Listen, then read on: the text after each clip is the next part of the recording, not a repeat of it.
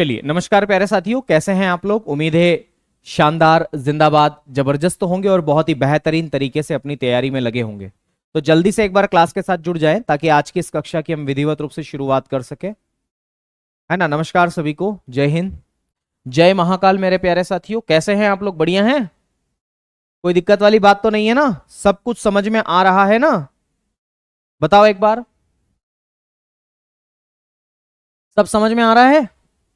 चलो, जब सब समझ में आ रहा है तो आगे की कक्षा की हम शुरुआत करते हैं।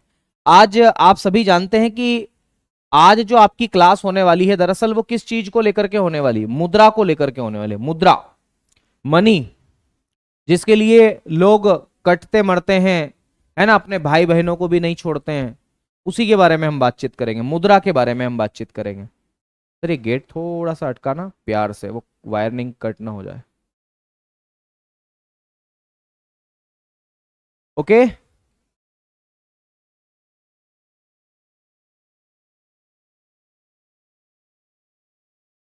ठीक है, शुरू करें। तो मुद्रा, नमस्ते नमस्ते, जय महाकाल, आ जाओ। मुद्रा से पहले हम लोगों को एक और चीज पढ़ना है।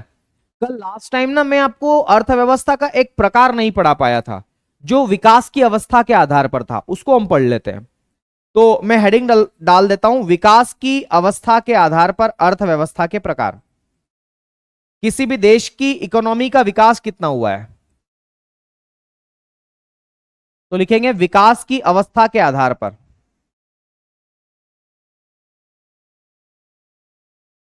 विकास की अवस्था के आधार पर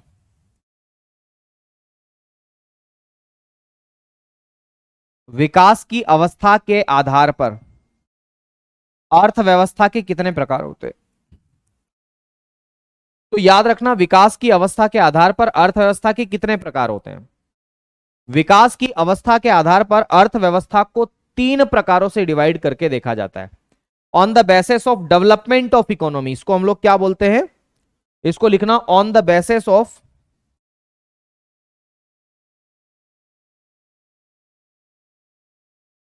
ऑन द बेसिस ऑफ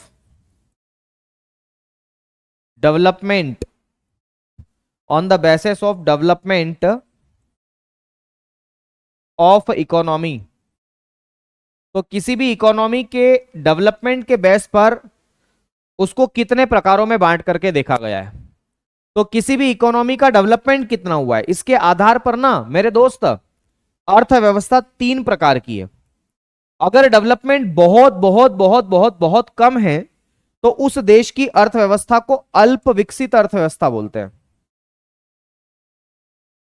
याद रखना है, अल्प विकसित अर्थव्यवस्था। अगर डेवलपमेंट बहुत ज्यादा कम है ना तो उस देश की इकोनॉमी को अल्प विकसित के नाम से जाना जाता है। और अल्प विकसित को हम अंग्रेजी में बोलते हैं अंडर डेवलपिंग। किसके नाम से जानेंगे, under developing, under developing economy. क्या बोल देते हैं इसे, अंडर डेवलपिंग इकोनॉमी के नाम से आप इसे जानते हैं, अल्प विकसित अर्थव्यवस्था। अगर विकास बहुत ज्यादा कम है तो, अगर विकास इससे थोड़ा सा अच्छा है, अगर विकास इससे थोड़ा सा अच्छा है तो उस देश की इकोनॉमी को हम किस नाम से जानते हैं। तो याद रखना है, उस देश की इकोनॉमी को हम बोलते हैं विकासशील अर्थव्यवस्था। क्या बोलेंगे, विकासशील अर्थव्यवस्था, विकासशील अर्थव्यवस्था। और विकासशील का मतलब क्या होता है, तो विकासशील का मतलब होता है डेवलपिंग इकोनॉमी, डेवलपिंग इकोनॉमी। अगर विकास अच्छा है तो, और अगर विकास इससे भी अच्छा है तो याद रखना उस देश की इकोनॉमी को हम बोलते हैं विकसित अर्थव्यवस्था। क्या बोलते हैं, विकसित अर्थव्यवस्था। और विकसित का मतलब क्या होता है अंग्रेजी में, डेवलप्ड,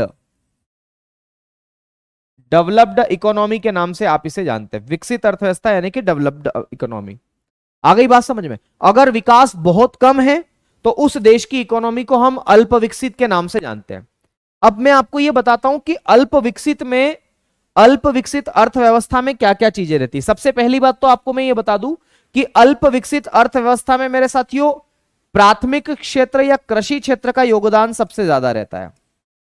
तो अगर आपसे यह पूछा जाए कि कौन सी मतलब कि अल्प विकसित में या अंडर डेवलपिंग में मेरे साथियों किसका योगदान ज्यादा रहता है? तो आपको याद रखना है प्राथमिक क्षेत्र का योगदान या कृषि क्षेत्र का योगदान ज्यादा रहता है। प्राथमिक क्षेत्र या कृषि का या प्राकृतिक संसाधनों का योगदान इसमें ज्यादा रहता है। प्राथमिक क्षेत्र का योगदान ज्यादा, का सर्वाधिक योगदान, ऐसा लिखें, का सर्वाधिक योगदान। तो मेरे साथियों इसमें रोल प्राइमरी सेक्टर का सबसे ज्यादा होता है। कृषि क्षेत्र या प्राकृतिक संसाधनों का योगदान सबसे ज्यादा रहता है। और इन देशों में ना गरीबी भी बहुत ज्यादा रहती है।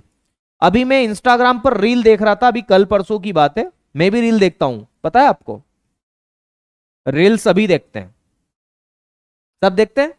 तो मैं उसमें देख रहा था कि अफ्रीका कॉन्टिनेंट के कुछ देशों के बारे में, उसमें ना ट्राइब्स थी, मैं नाम नहीं जानता उस ट्राइब्स की। वो ट्राइब्स क्या करती थी, मतलब छोटे छोटे बच्चे वो भी ना जानवरों को खा रहे, ऐसे ऐसे खींच खींच के, ऐसे ऐसे कट कट के खा रहे हैं। मैंने देखा, मैंने कहा हो सकता है कोई डिश हो यार, जड़े हो, कुछ फल फ्रूट्स हो। मैं पूरे चैप्टर में चला गया, आ गई बात समझ में, अंदर चला गया मैं, मतलब उस टॉपिक में चला गया, मतलब मैं टॉपिक बोलूं तो उस चैनल पे चला गया मैं।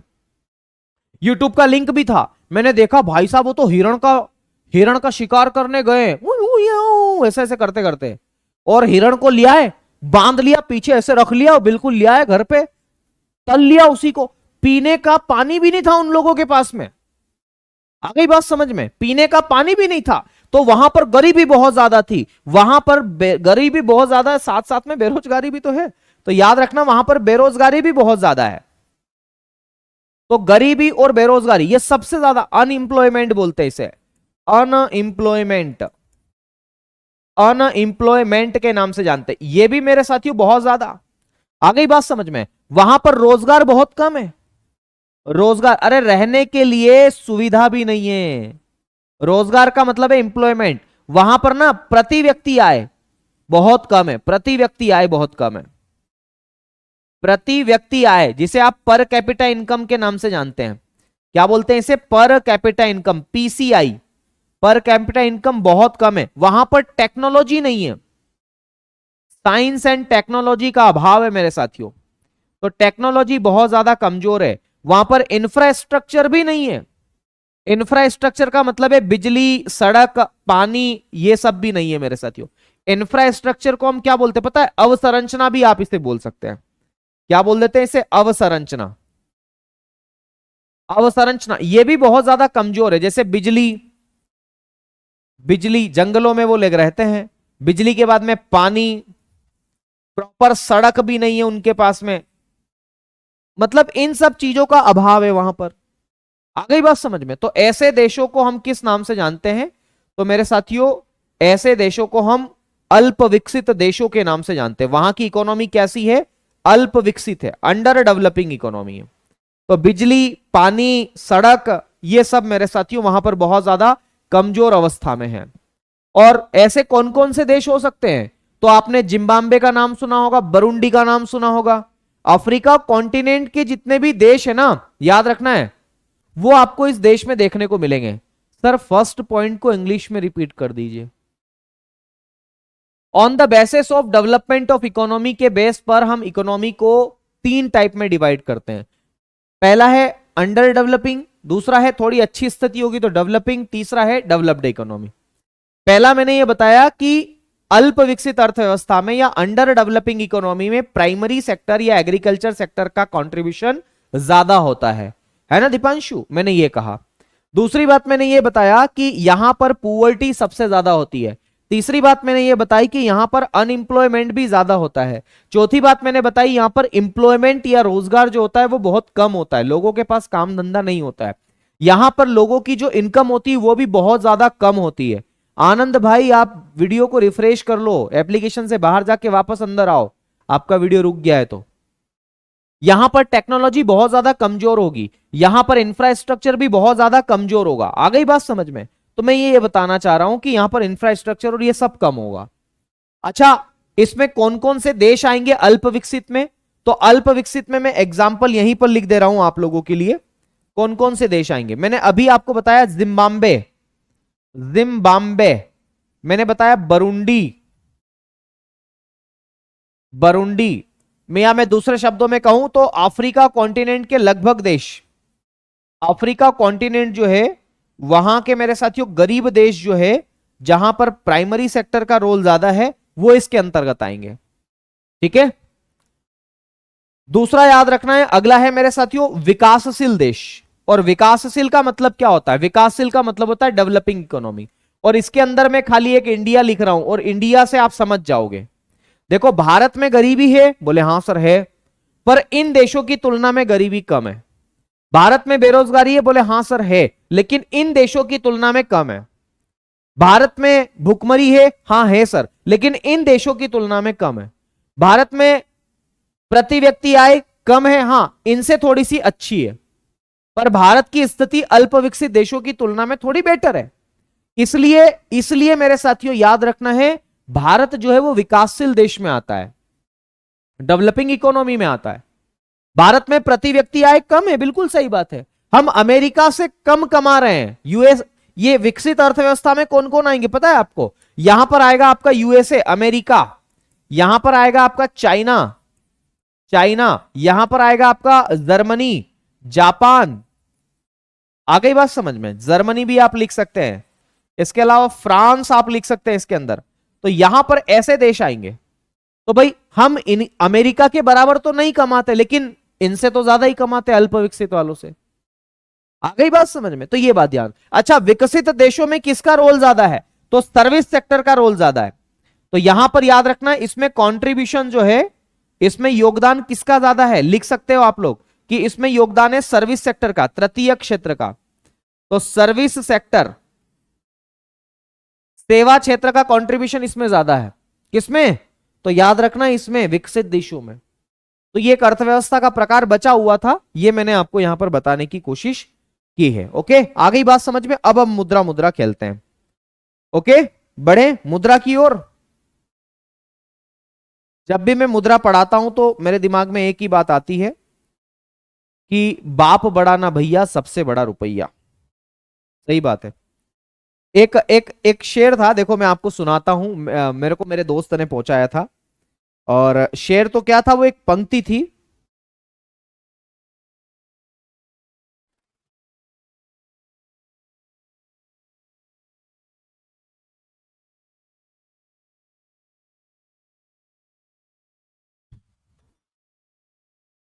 कहां है भाई? इधर इधर उधर मिस हो गया है वो, लेकिन उसका भाव क्या था मैं वो बताता हूं। मैं वो सेव नहीं कर पाया उसको। इसका भाव ये था मेरे दोस्त कि पैसा, इज्जत, धन, ये मैटर करता है, बिल्कुल करता है। अगर आपके पास में पैसा है तो लोग आपकी इज्जत करेंगे, बिल्कुल करेंगे। अगर पैसा नहीं है तो इज्जत क्यों करेंगे? आ रही बात समझ में? सर जी क्लास प्रॉपरली चल नहीं रही है, क्यों, क्या हुआ गया? क्लास नहीं चल रही क्या प्रॉपरली?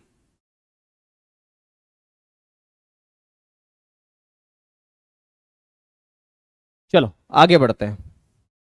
अब हम बात करेंगे मुद्रा के बारे में, और मैं हेडिंग डाल रहा हूं मुद्रा।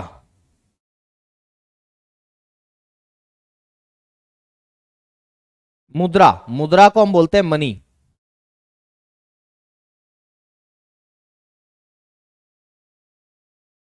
मुद्रा का मतलब क्या होता है? मनी होता है। पैसा कमाना बहुत जरूरी है भैया, पैसा नहीं होगा तो आपकी कोई इज्जत भी नहीं करेगा। ओके, पैसा कमाना बहुत जरूरी। आओ सबसे पहले हम बात करते हैं मुद्रा की। तो हमें सबसे पहले तो इसमें बिंदुवार चीजों को हम लिखते हैं, आप लोग भी लिखना, मैं समझाता जाऊंगा, लिखाता जाऊंगा। आपको मैं सबसे पहले यह बताना चाहता हूं मेरे साथियों मुद्रा में, और वो बिंदु यह है कि ये जो मुद्रा होती है, पैसा जो होता है ना, ये जो पैसा होता है मेरे साथियों, इसकी परिभाषा क्या हो सकती है? तो शायद शायद आप इसको हंसी मजाक में ले, लेकिन मैं आपको यह बताना चाह रहा हूं कि मुद्रा किसे कहते हैं। तो मुद्रा वह है जो मुद्रा का काम करे, या मुद्रा वह है जो विनिमय का माध्यम है। तो मैं इसको लिख देता हूं, और मैं ये लिखता हूं, यह विनिमय का माध्यम है, मीडियम ऑफ एक्सचेंज। तो मैंने लिखा यह विनिमय का माध्यम है। यह विनिमय का माध्यम है, मीडियम ऑफ एक्सचेंज। यह विनिमय का माध्यम है। तो money is the medium of exchange. इसको हम अंग्रेजी में क्या लिख सकते, तो हम इसमें लिखेंगे money is medium of exchange.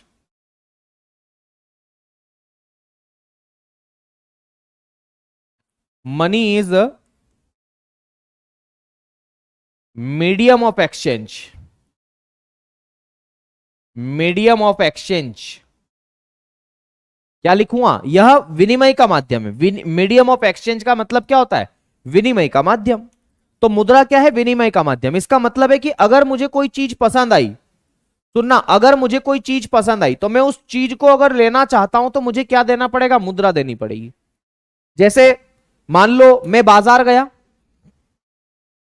मुझे कोई शर्ट पसंद आ गई तो मुझे क्या देनी पड़ेगी, मुझे मुद्रा देनी पड़ेगी, मुझे करेंसी देनी पड़ेगी। करेंसी देकर मैं शर्ट ले सकता हूं व्यापारी से। आ गई बात समझ में।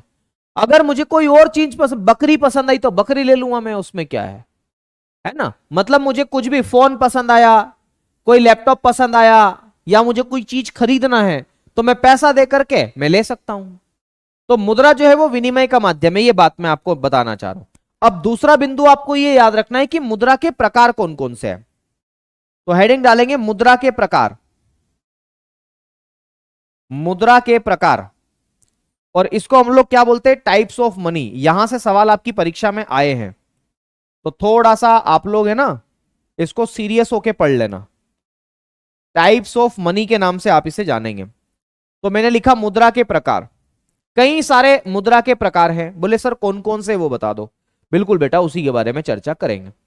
सबसे पहला एक प्रकार है मेरे साथियों, जिसे आप लोग जानते हैं धातु मुद्रा के नाम से, मेटेलिक करेंसी। धातु मुद्रा, क्या बोलते हैं इसे, धातु मुद्रा के नाम से आप इसे जानते हैं। मेटेलिक करेंसी या मेटेलिक मनी भी आप इसे कह देते हैं। खैर मेटेलिक करेंसी शब्द ही अच्छा शब्द है। धातु मुद्रा या मेटेलिक करेंसी के नाम से आप इसे जानते हैं। तो धातु मुद्रा का मतलब क्या होता है, तो धातु मुद्रा का सिंपल सा मतलब है कि जिसका निर्माण धातु से हो उसे धातु मुद्रा बोल देते हैं। भाई साहब सिंपल सी परिभाषा तो यही है। तो हम इसमें क्या लिखेंगे, जिसका निर्माण धातु से हो। तो मेरे साथियों जिसका निर्माण किससे हो, निर्माण का मतलब होता है फॉर्मेशन। तो जिसको किससे बनाया गया हो, धातु से। तो जिसका निर्माण धातु से हो, धातु का मतलब है मेटल। तो जिसको मेटल से बनाया गया हो उसको हम लोग धातु मुद्रा के नाम से जानते हैं। जैसे सिक्के, जितने भी सिक्के होते हैं वो सब काय के होते हैं, तो याद रखना वो सब धातु के ही तो होते हैं। तो एग्जाम्पल में आप लोग क्या लिखेंगे, कॉइन्स। और कॉइन्स को हम लोग किस नाम से जानेंगे, सिक्के के नाम से जानेंगे। सिक्के, कॉइन्स, क्या बोलते हैं इसे, कॉइन्स के नाम से आप इसे जानते हैं, सिक्के। चाहे वो चांदी का सिक्का हो, क्योंकि सिक्के सब काय से बने होते हैं, धातु से। जैसे सिल्वर से बना होगा कोई सिक्का, चांदी से, कोई सोने का सिक्का होगा, गोल्ड का होगा मेरे साथियों, कोई मिश्र धातु का सिक्का भी हो सकता है, एलॉय से बन सकता है ना सिक्का। तो ये सारे के सारे सिक्के जो हैं ये किसके एग्जाम्पल है, धातु मुद्रा के एग्जाम्पल है। किसके एग्जाम्पल है, धातु मुद्रा के एग्जाम्पल है। ठीक है, यह स्टेटमेंट है आई थिंक किसी का, मीडियम ऑफ एक्सचेंज। चलो अगली बात मेरे साथियों, अगले प्रकार की हम बात करते हैं मुद्रा के। दूसरा प्रकार है जिसे आप बोलते हैं कागजी मुद्रा, पेपर करेंसी आप इसे कह देते हैं, कागजी मुद्रा। कागजी मुद्रा है ना, और इसको हम लोग किस नाम से जानते हैं, पेपर करेंसी के नाम से जानते हैं। तो पेपर करेंसी, पेपर करेंसी के नाम से आप इसे जानते हैं, कागजी मुद्रा। अब इसमें भी सिंपल सी बात है मेरे दोस्त, इसका निर्माण किससे किया जाएगा, तो जो कागज से बना हो। तो जो कागज से बनी हो, जो मुद्रा कागज से बनी हो उसको हम लोग किस नाम से जानते हैं, तो कागजी मुद्रा के नाम से जानते हैं। मुझे बताओ भारतीय नोट एक प्रकार की कागजी मुद्रा है कि नहीं है, बिल्कुल है, क्योंकि इसका निर्माण कागज से हुआ है। तो पहला इसमें क्या लिखेंगे, भारतीय नोट। एग्जाम्पल में लिखना है इसके, भारतीय नोट। तो जो इंडियन पेपर करेंसी है, भारतीय नोट, इंडियन नोट जो है मेरे साथियों, वो एक प्रकार की क्या है, कागजी मुद्रा, उसका निर्माण कागज से हुआ है। अच्छा, आप बैंक में जाते हो तो आपको चेक वेक भी आपको देखने को मिलेंगे। चेक, चेक शब्द आपने सुना होगा, चेक। तो याद रखना, चेक भी तो कागज से ही मिलकर के बना है ना, चेक। तो मेरे साथियों जो चेक होता है वो भी कागज का ही बना होता है। तो ये कागजी मुद्रा आप उसको कहते हैं जिसका निर्माण कागज से हुआ हो। ओके, तो जिसका निर्माण कागज से हुआ हो उसे आप कागजी मुद्रा के नाम से जानते हैं। क्या बोलते हैं? कागजी मुद्रा। अगली एक मुद्रा है मेरे साथियों जिसे आप बोलते हैं वैधानिक मुद्रा, लीगल टेंडर, वैधानिक मुद्रा। दीपांशु जी वहीं आ रहा हूं, चिंता मत करो। वैधानिक मुद्रा, वैधानिक मुद्रा, इसको हम लोग किस नाम से जानते हैं? तो लीगल टेंडर या लीगल करेंसी के नाम से भी जानते हैं। लीगल करेंसी, वैधानिक मुद्रा। और वैधानिक मुद्रा का सिंपल सा मतलब होता है कि जो किसी कानून के द्वारा जारी की गई हो, है ना। तो लिखेंगे जिस जो किसी कानून कानून जो कानून बनाकर जारी की गई हो, जो कानून बनाकर जारी की गई हो, इसको हम लोग क्या बोलते हैं? वैधानिक। या जो वैधानिक तरीके से इशू की गई हो या सर्कुलेट की गई हो, which is circulated by any law, any rules and regulations act, ये सब हम लिख सकते हैं। तो लिखेंगे which is circulate, which is circulate by any laws या रूल्स। तो जो मार्केट में इसलिए चल रही है क्योंकि उसको कानून बना करके जारी किया गया हो। अच्छा, भारत की जो मुद्रा है ना वो कानून बना करके जारी की गई है। तो भारतीय मुद्रा जो है, इंडियन करेंसी जो है मेरे साथियों, वो कानून बना करके जारी की गई है। सिक्कों के लिए हमने कौन सा कानून बनाया? देखो मैं आपको बताता हूं। सिक्कों को जारी करने के लिए हमने कॉइन एक्ट बनाया है, कॉइन एक्ट 2011 में। ये सिक्कों को जारी करने के लिए हमने बनाया है ये सिक्का अधिनियम 2011। आ गई बात समझ में? सिक्का अधिनियम 2011 हमने सिक्कों को जारी करने के लिए बनाया। भारत सरकार ने आरबीआई एक्ट बनाया 1934 का, ताकि आरबीआई को अथॉरिटी मिली कि भैया एक मार्केट में जो है वो चीजें करेगी डाउन, है ना। बहुत बढ़िया। मनी सप्लाई एंड, अरे यार अभी दीपांशु रुक तो जाओ मेरे प्यारे लाल। देखो अगली बात करते हैं मेरे साथियों हम लोग। ये वैधानिक मुद्रा के बारे में मैंने आपको यहां पर बताया, है ना। ये तीसरा प्रकार। अगला लिखेंगे मेरे साथियों, अगला जो है उसे बोलते हैं सुलभ मुद्रा। सुलभ मुद्रा, सुलभ मुद्रा, इसको हम लोग बोलते हैं सॉफ्ट करेंसी, सॉफ्ट करेंसी। क्या बोल देते हैं इसे? सुलभ मुद्रा के नाम से आप इसे जानते हैं, सॉफ्ट करेंसी। सॉफ्ट करेंसी का मतलब है जो आसानी से उपलब्ध हो जाए, है ना। सर रिक्वेस्ट है मत तोड़ो।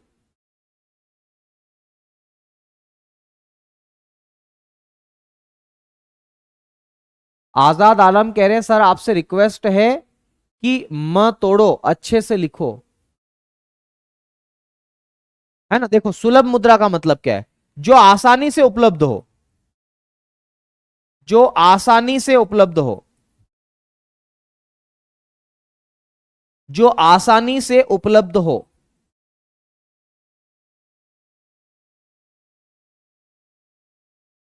Which is easily available. भाई जो करेंसी जो है वो इजीली अवेलेबल हो जाती है उसे हम लोग क्या बोलते हैं? उसे हम सुलभ मुद्रा के नाम से जानते हैं। जैसे भारतीय रुपया, भारतीय रुपया, इंडियन रुपीज,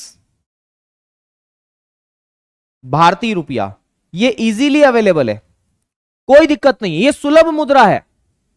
सुलभ का उल्टा क्या होता है? दुर्लभ। तो लिखेंगे दुर्लभ। और दुर्लभ मुद्रा में हम लोग किस नाम से लिखेंगे?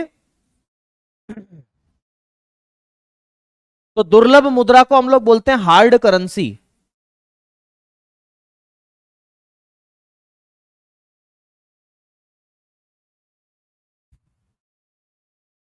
हार्ड करेंसी, दुर्लभ मुद्रा या हार्ड करेंसी के नाम से कहते हैं मेरे दोस्त इसको, दुर्लभ मुद्रा या हार्ड करेंसी।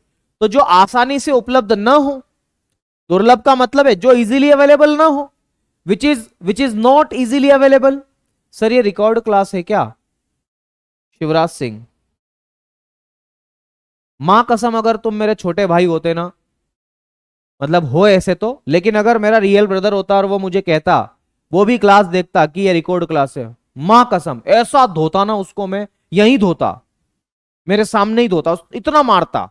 मैं क्यों मारता? क्योंकि वो मेरा अपना था, है ना, मुझे नहीं बोलता कुछ भी, वो गाली वाली भी नहीं देता, वो सब ठीक कर देता, है ना। वो यूं समझता कि बड़े भाई ने मारा होगा, या अगर वो कहीं पर पढ़ता होगा, मतलब पढ़ता ही है वो भी, अभी मेरा छोटा भाई है भी सही, अगर वो कहीं पर पढ़ता है ऑनलाइन क्लास ले रहा, और अगर उसने किसी मास्टर को बोल दिया कि ये रिकॉर्ड क्लास है, मां कसम जिस दिन मैंने सुन लिया ना, मैं उसको सूतूंगा बहुत लपक के, बहुत लपक के सूतूंगा उसको। खैर याद रखना, आपको नहीं सूतूंगा, चिंता मत करो, इतना अधिकार नहीं है मुझे। दुर्लभ मुद्रा का मतलब है जो आसानी से उपलब्ध ना हो, जो आसानी से उपलब्ध ना हो, जो आसानी से उपलब्ध ना हो, जो आसानी से उपलब्ध ना हो,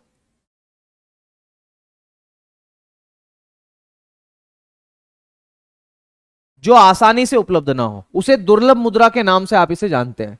ओके, जैसे दुर्लभ मुद्रा में क्या क्या आ जाएगा, तो मेरे साथियों अमेरिकी डॉलर इसका एग्जाम्पल है। अमेरिकी डॉलर ना बड़ी मुश्किल से मिलता है, अमेरिकी डॉलर ये मेरे साथियों दुर्लभ मुद्रा के अंतर्गत आता है, दुर्लभ मुद्रा में आता है अमेरिकी डॉलर।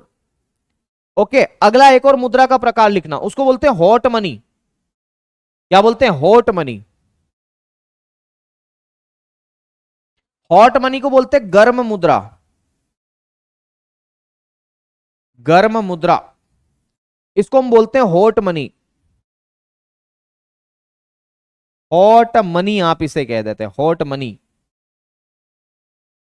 हॉट मनी हम इसे कह देते हैं, हॉट मनी, गर्म मुद्रा। तो गर्म का मतलब क्या होता है? देखो एक बात मैं आपको बताता हूं, है ना,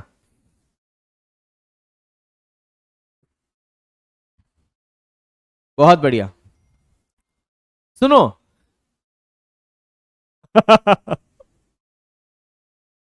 यार तुम लोग है ना मस्ती करते हो बहुत।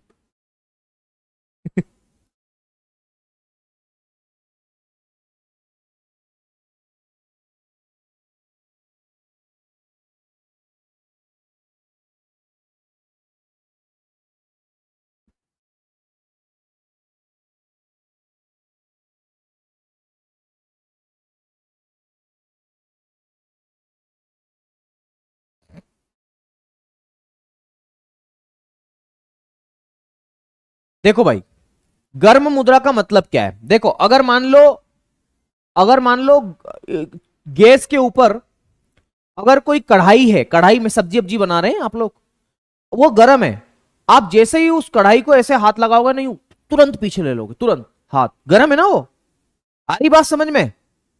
और जैसे ही कढ़ाई कर तो तुरंत तुरंत कर दे तो पीछे, मतलब क्या है? मतलब ये है मेरे दोस्त कि गर्म है वो।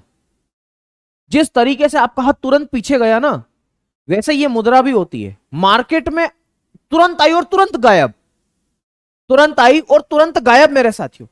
तो क्या बोलेंगे गर्म मुद्रा में? तो गर्म मुद्रा में लिखेंगे जिसमें पलायन जल्दी हो जाए, जिसमें पलायन, पलायन का मतलब होता है गायब होना, जिसमें पलायन या गायब, पलायन जल्दी हो जाए,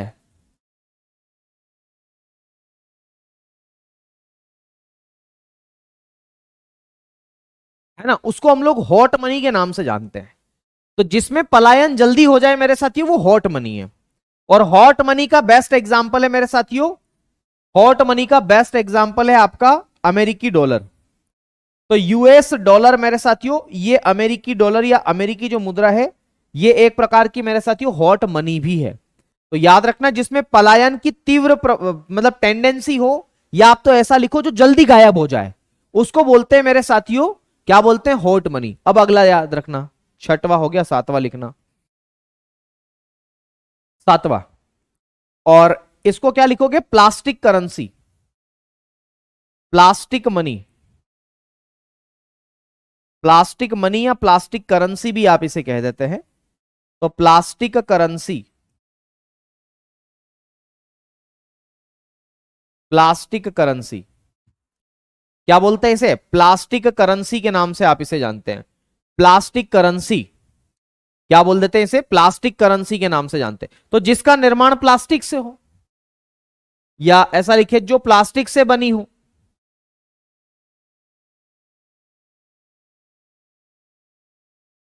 जो प्लास्टिक से बनी हो, उसे किस नाम से जानेंगे, तो which is form from plastic, है ना, जो प्लास्टिक से बनी हो उसे हम लोग किस नाम से जानते हैं, तो उसे हम लोग जानते हैं मेरे साथियों प्लास्टिक करेंसी के नाम से। बेटा मैंने ये बोला ना कि मेरा छोटा भाई है, मैं उसको बहुत सूतूंगा, मैंने आप लोगों के लिए ही बोला है ना, आप सब मेरे छोटे भाई बहनों ही हो। ओके, तो प्लास्टिक करेंसी जिसका निर्माण प्लास्टिक से हो, which is form from plastic.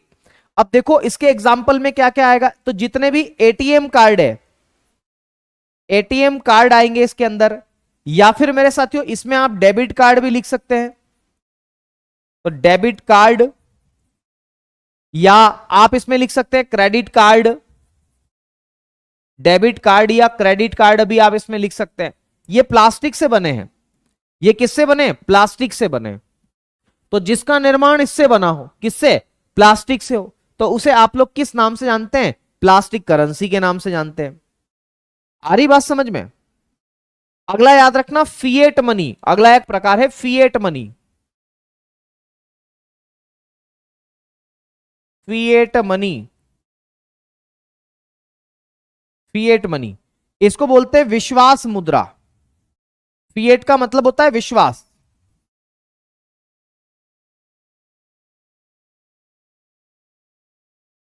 विश्वास मुद्रा के नाम से आप इसे जानते हैं।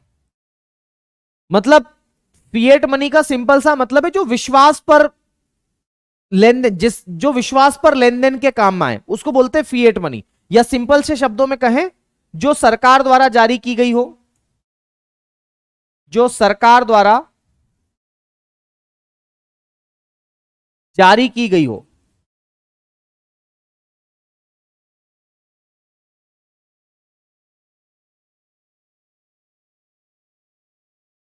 है ना, उसे विश्वास मुद्रा के नाम से आप इसे जानते हैं। बहुत बेसिक सी परिभाषा तो यही है, इसी को विश्वास मुद्रा आप कह देते हैं। विश्वास मुद्रा कोई भी हो सकती है मेरे दोस्त, तो इसका कोई पर्टिकुलर हमारे पास में वो नहीं है कि भैया यही होगी। अगला याद रखना मेरे दोस्त, एक और करेंसी है जिसे हम लोग बोलते हैं साख मुद्रा, क्रेडिट करेंसी, क्रेडिट, साख मुद्रा, इसको बोलते हैं क्रेडिट करेंसी, क्रेडिट करेंसी, साख मुद्रा या क्रेडिट करेंसी के नाम से आप इसे जानते हैं। साख, देखो क्रेडिट, मैं अगर आपसे पूछूं कि आप लोगों की क्रेडिट कितनी है, कैसे पता चलेगा, छोड़ो मैं अपनी क्रेडिट की बात करता हूं, ठीक है। मैं आपको यह बताना चाह रहा हूं कि अगर मुझे मार्केट से अभी 50,000 रुपए चाहिए, कितने रुपए चाहिए, 50,000 रुपए चाहिए। अगर मैं अपने अपने दोस्तों को फोन लगाऊंगा, अपने फ्रेंड्स को मैं फोन लगाऊंगा, और मेरे फ्रेंड्स मेरे एक कॉल पर 50,000 रुपए भेज देते हैं, केवल एक कॉल पर। मैंने कहा भाई मुझे पैसों की जरूरत है ना, और मुझे पैसा चाहिए। मेरे दोस्त ने बोला बिल्कुल भाई अभी भेजता हूं। इसका मतलब है मेरी मार्केट में साख अच्छी है। अगर मैं किसी से भी कहूंगा तो मुझे तुरंत पैसा मिल सकता है। तो इसका सिंपल सा मतलब है कि मार्केट में मेरी क्रेडिट क्या है, थोड़ी अच्छी है।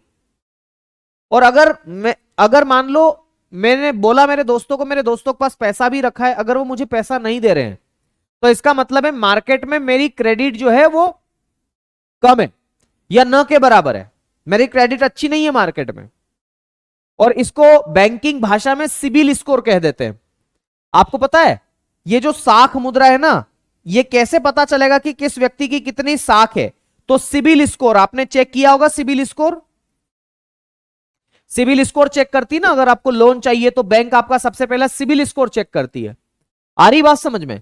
तो साख मुद्रा का मतलब भी वही होता है कि बाजार में आपको कौन व्यक्ति कितना पैसा देने के लिए तैयार है। अगर ज्यादा पैसा देने के लिए तैयार है, इसका मतलब है कि आपकी क्रेडिट मार्केट में क्या है? ज्यादा है। आपकी क्रेडिट मार्केट में क्या है? ज्यादा है। आ रही बात समझ में? ओके, तो इसको हम साख मुद्रा के नाम से जानते हैं। इसको अब मैं लिखवा नहीं रहा हूं साख मुद्रा, आपको भाषा मैंने समझा दी है कि साख का मतलब क्या है। तो किसी व्यक्ति की साख पर डिपेंड करती है कि उसकी साख कितनी है। आ गई बात समझ में? अब एक मेरा दोस्त है, उसको नल फिटिंग का सामान चाहिए था। मेरी नल फिटिंग पे दोस्ती है एक दोस्त के यहां, तो वो आया, मैंने कहा यार ये तो अपना ही दोस्त है। उसने कहा यार मेरे पास पैसे नहीं, मेरे को 5 दिन के लिए उधार दिलवा दे यार। मैंने कहा चल ठीक है बोल दे। तो मेरे विश्वास पर उस व्यक्ति ने उसको सामान दे दिया, तो ये विश्वास मुद्रा है, ये फिएट मनी है। आ गई बात समझ में? मेरे विश्वास पर दिया। चलो अगला एक और लिखेंगे मेरे साथियों, और उसे हम बोलेंगे जमानत मुद्रा। कोशन मनी के नाम से आप इसे जानते हैं। जमानत के तौर पर, जमानत के तौर पर जो पैसा रखा जाता है ना, उसे बोलते हैं कोशन मनी। जैसे आप किसी हॉस्टल में रहे हो, हॉस्टल में रहे हैं आप लोग,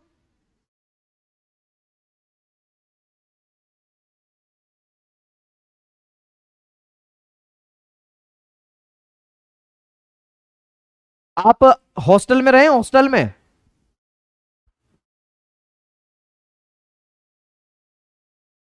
हॉस्टल में रहे क्या? देखो भाई मैं भी हॉस्टल में रहा हूं, तो जब हॉस्टल में हम रुकते हैं ना, तो वो पहले से हमारे पास में कोशन मनी रख लेते हैं, या इसी को सिक्योरिटी मनी के नाम से भी जाना जाता है। तो आप याद रखना, सिक्योरिटी मनी, सिक्योरिटी डिपॉजिट भी आप इसे कह सकते हैं।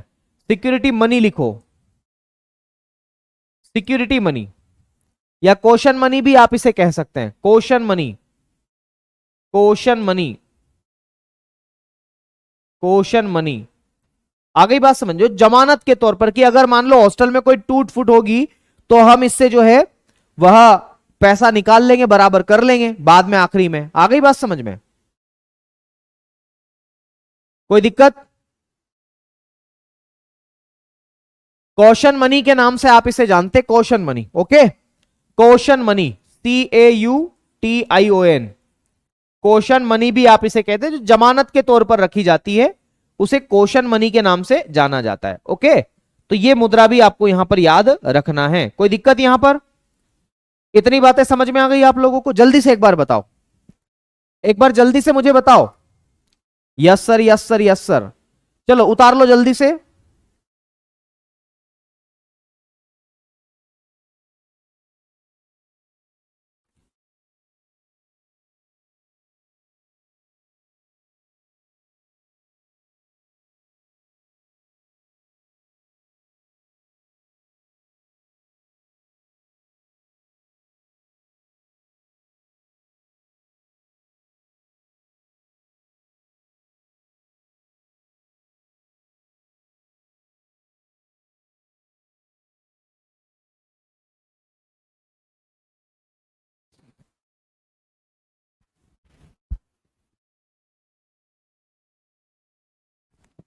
बड़े आगे बढ़े, चलो आगे बढ़ते हैं। अब देखो मैं आपको एक बात बताना चाह रहा हूं मेरे साथियों, ये तो मनी के इतने सारे प्रकार मैंने आपको बताई दिए, थोड़ा सा रोचक बातें करते हैं। आपने भारतीय नोट देखा है? भारतीय नोट, भारतीय नोट देखा है? उस नोट पर कुल कितनी भाषा होती है? भारतीय नोट आपने अगर देखा हो, तो भारतीय नोट पर भाषा कितनी होती है? इंडियन इंडियन नोट जो होता है उस पर कुल कितनी भाषा होती है? भाषा, language,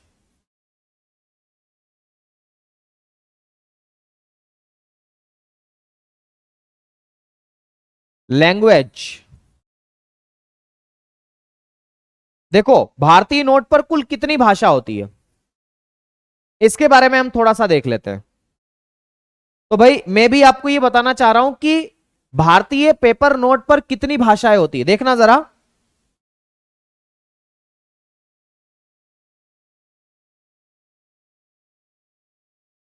Indian paper currency language. देखो भारतीय नोट पर कुल कितनी भाषाएं होती है, मैं तो आपको केवल भाषा गिनाना चाह रहा हूं। यहां पर देखना जरा, है ना, कितनी भाषाएं हैं भारतीय नोट पर, कुल कितनी भाषा है। ये रिजर्व बैंक ऑफ इंडिया ने दिया है। अच्छा,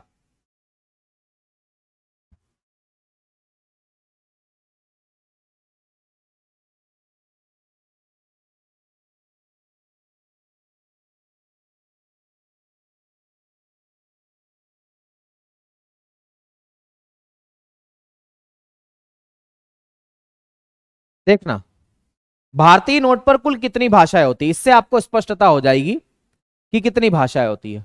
ये एक नोट है, ये क्या है, एक नोट है मेरे साथियों। इस नोट पर देखना कौन कौन सी भाषा है। हमारे संविधान में कुल 22 भाषा है। कितनी भाषा है, 22 भाषा, है ना।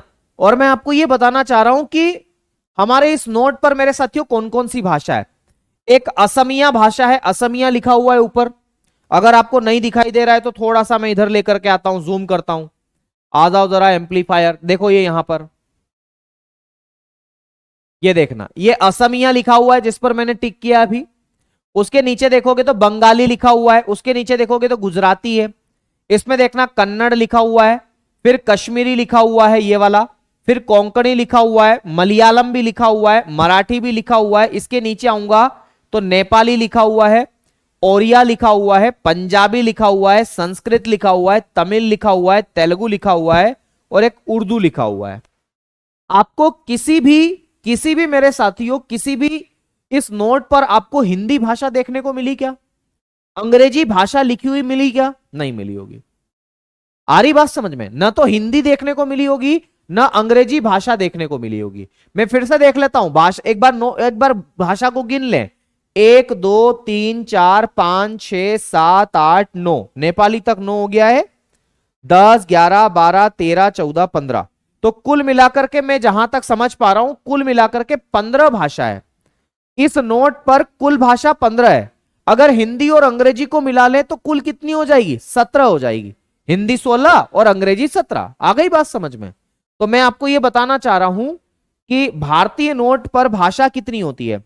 तो भारतीय नोट पर हिंदी और अंग्रेजी को मिलाकर के 17 भाषा होती है। तो मैं लिखूंगा हिंदी और अंग्रेजी सहित, हिंदी और अंग्रेजी सहित, हिंदी और अंग्रेजी सहित मेरे साथियों कितनी भाषा होती है, 17। तो हिंदी और अंग्रेजी सहित कुल भाषा कितनी होगी, तो 17 होगी। अब आपकी एग्जाम में सवाल अगर आए कि भारतीय नोट पर कुल कितनी भाषा होती है और ऑप्शन में 15 हो तो 15 को टिक करना है। अगर ऑप्शन में मेरे साथियों 17 हो तो 17 को टिक करना है। अब आप कहेंगे कि सर अगर 15 और 17 दोनों हो तो फिर किसको टिक करना है। फिर सवाल आपसे ऐसे पूछे जाएगा कि भारतीय नोट पर हिंदी और अंग्रेजी को इंक्लूड करते हुए टोटल लैंग्वेजेस कितनी है, तो फिर 17 होती है। आ गई बात समझ में, तो फिर 17 आपको टिक करना है, और अगर नहीं तो फिर 15 आप टिक कर लेना। ओके, तो ये बात भी आपको याद रखना। ये मैंने आपको 15 भाषा बता दी है, और कौन कौन सी बताई है वो भी मैं आपको यहां पर नोट डाउन करवा दिया हूं कि बंगाली, असमिया, गुजराती, कन्नड़, कश्मीरी, कोंकणी, मलयालम, मराठी, नेपाली, उड़िया, पंजाबी, संस्कृत, तमिल और तेलुगु और उर्दू। ओके, ये 15 भाषा है। कोई दिक्कत इसमें किसी को भी बताओ एक बार कि हाँ सर यहां तक कोई दिक्कत नहीं है। ठीक है, यहां तक कोई दिक्कत वाली बात तो नहीं है किसी को भी, एक बार जल्दी से बता देंगे। कोई समस्या तो नहीं है। चलो अब अगली बात हम करते हैं अपना। मैं आपको यह बता देता हूं कि हमारे यहां पर मेरे साथियों सिक्कों को कहां कहां ढाला जाता है। तो सिक्कों को जहां पर ढाला जाता है उसे बोलते हैं टकसाल। क्या बोलते हैं, टकसाल के नाम से आप उसे जानते हैं। और टकसाल को हम बोलते हैं कॉइन मिंट, कॉइन मिंट के नाम से आप इसे जानते हैं। कॉइन मिंट का मतलब होता है जहां पर सिक्कों को ढाला जाता है। तो लिखूंगा मैं जहां सिक्कों को ढाला जाता है, जहां कॉइन्स बनाए जाते हैं, तो जहां सिक्कों को ढाला जाता है या सिक्कों को बनाया जाता है, ऐसा भी आप लिख सकते हैं, जहां पर सिक्कों को बनाया जाता है उसे हम टकसाल कह देते हैं। और भारत में कितनी जगह बनाई जाती हैं सिक्के? तो मेरे साथियों 4 जगह बनाए जाते हैं भारत में। भारत में कितनी जगह बनाए जाते हैं? 4 जगह बनाए जाते हैं। ये 4 जगह कौन कौन सी है? तो सबसे पहले मेरे साथियों मुंबई आपको याद रखना है, या बॉम्बई, जो भी आपको याद रखना है। इसके अलावा एक आपको याद रखना है हैदराबाद। हैदराबाद मेरे साथियों। फिर एक याद रखना कलकोता, या सॉरी कोलकाता, कोलकाता या कलकत्ता भी आप इसे कह सकते हैं, यहां पर भी सिक्के होते हैं। और एक और आप याद रख सकते हैं मेरे साथियों नोएडा। नोएडा, नोएडा में भी सिक्कों को ढाला जाता है। नोएडा में भी सिक्कों को ढाला जाता है। अब आपके मन में यह सवाल आ सकता है, और सवाल आता भी है, जीडी में आता है सवाल, क्या आता है कि कौन सा सिक्का कहां पर बनाया गया है, यह हमें कैसे पता चलेगा? तो इसको पता करने के लिए मेरे साथियों मैं आपको यह बताना चाह रहा हूं कि कौन कौन सा सिक्का कहां पर बनाया गया है। हर एक सिक्के, टकसाल का मतलब होता है जहां पर सिक्कों को बनाया जाता है वो कारखाना, उसको बोलते हैं टकसाल। तो कौन सा सिक्का कहां पर बनाया गया है, इसके बारे में अगर मैं बताऊं तो देखना,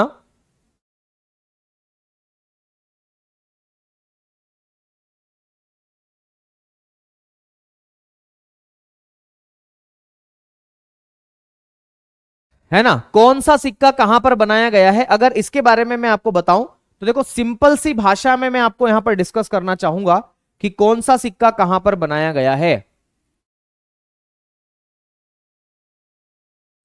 ये देखना, इसमें आपको पता चल जाएगा कि कौन सा सिक्का जो है वो कहां पर बनाया गया है। इसमें आप देखेंगे मेरे दोस्त, इसमें ना कुछ चिन्ह होते हैं जिससे आपको स्पष्टता होगी कि कौन सा सिक्का कहां पर बनाया गया है। और इस चिन्ह में मैं आपको यहां पर ये बताना चाहूंगा, देखना जरा, मैग्नीफायर लगा रहा हूं मैं, और इसमें मैग्नीफायर में आप देखना, ये लिखा हुआ है सबसे पहला, देखना कोलकाता मिंट, नीचे ये लिखा हुआ है Kolkata mint, no mint mark. अगर किसी भी सिक्के पर कोई भी चिन्ह नहीं है, इसका मतलब है, इसका मतलब है कि वो कोलकाता में बनाया गया है। अगर किसी भी सिक्के पर कोई भी चिन्ह नहीं है तो इसका मतलब है कि वो कोलकाता में बनाया गया है। अगर मेरे साथियों किसी भी सिक्के पर ये डायमंड शेप्ड है, ये डायमंड शेप है, डायमंड, तो अगर ये डायमंड शेप है,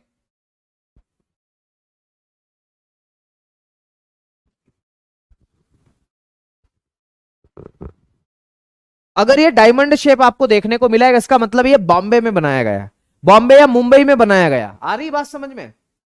रोहित कुमार कह रहे हैं अरे सर, रोहित बहुत बढ़िया। ओके, तो अगर आपसे ये सवाल पूछा जाए कि कोई सिक्का मेरे साथियों, है ना, अगर डायमंड आपको उसके ऊपर दिखे तो इसका मतलब समझ जाना कि वो सिक्का कहां पर बनाया गया है। तो मेरे दोस्त वो सिक्का कहां पर बनाया गया है? तो वो सिक्का बनाया गया है आपके कहां पर? तो वो सिक्का आपका बनाया गया है मेरे दोस्त, कहां पर बनाया गया है? वो सिक्का बनाया गया बॉम्बे में। कहां पर बनाया गया? बॉम्बे में बनाया गया, बॉम्बे में, बॉम्बे में बनाया गया। कहां पर बनाया गया है? बॉम्बे में बनाया गया, बॉम्बे, बॉम्बे में बनाया गया है।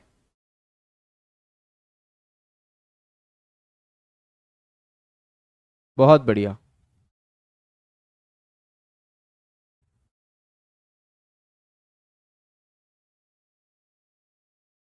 ठीक है,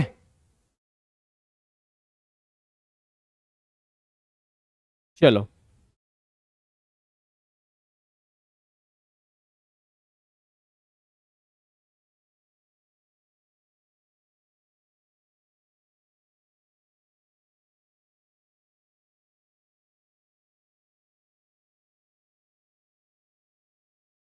बड़े आगे बढ़े।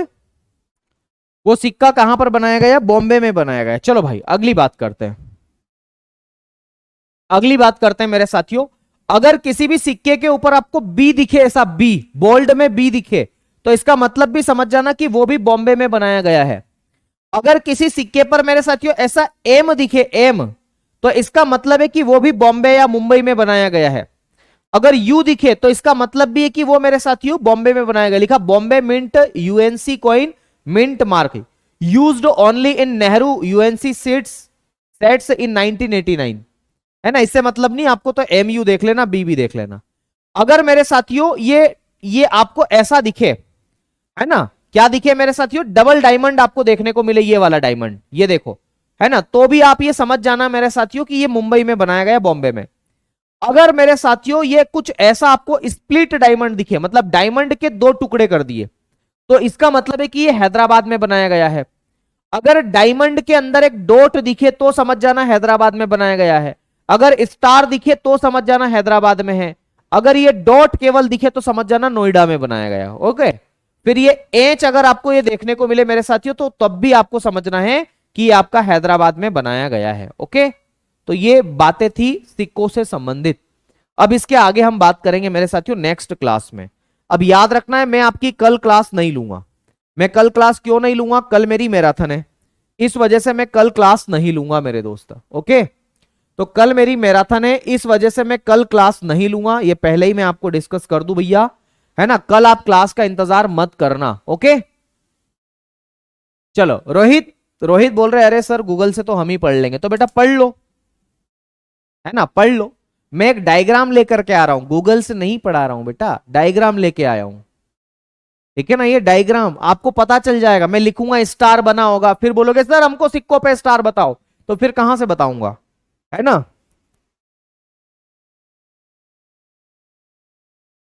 ठीक है बेटा, चलो, हाँ जी बिल्कुल मोहम्मद शेर। ओके बढ़िया, फिर आज के लिए इतना ही करें। ओके ओके ठीक है ना। तो चलिए फिर आज के लिए इतना ही करते हैं, बाकी चर्चा अब आपसे करेंगे कल। तो मिलते हैं आपसे लास्ट क्लास, अब हम कल करेंगे चर्चा आपसे, है ना। और आज के लिए इतना ही, शेष वार्ता आपसे करेंगे हम कल।